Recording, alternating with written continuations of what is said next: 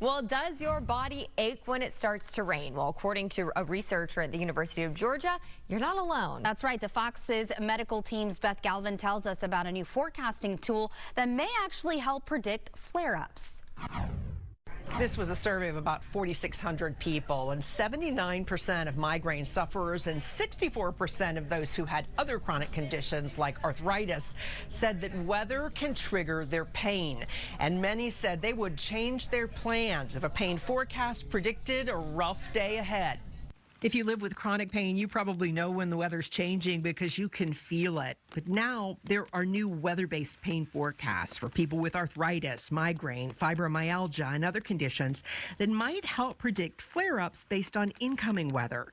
UGA professor Christopher Elchek surveyed about 4,600 people, many of them chronic pain sufferers recently, and he found a lot of interest in these newer pain forecasts. I was surprised just how many people seem to be eager to actually utilize this type of novel forecast. A lot of support, a lot of people participating in the survey, and yeah, a lot of feedback. Elchek says about 70% of those with chronic pain who were surveyed said they would change their plans based on a pain forecast. And the higher the forecasted risk of pain, he says, the more likely people were to take preventive measures. Such as medication or administering ice and cold packs, maybe increased sleep, avoiding compounding triggers. I also saw people less likely to go about different plans, maybe more likely to stay at home on a given day if the forecast risk was a little bit higher. There are already weather-based pain forecasts like this one on AccuWeather.com. But Elchek says there's a lot we still don't understand about the connection between weather and pain and which types of weather seem to be most triggering.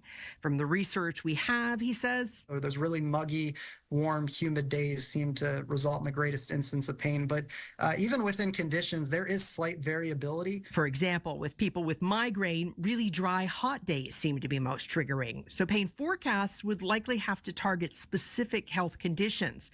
But Elchek predicts that pain forecasts will someday be a regular part of weather forecasts. And now they do like allergy forecasts, flu forecasts. It just seems like this is the natural progression of doing more human health-based forecasting. There's still debate in the scientific community about how weather impacts pain and whether certain weather patterns are likely to trigger more pain flare-ups. But their study showed there is a lot of interest in having a forecast tool like this for pain sufferers. For your Fox Medical team, I'm Beth Galvin.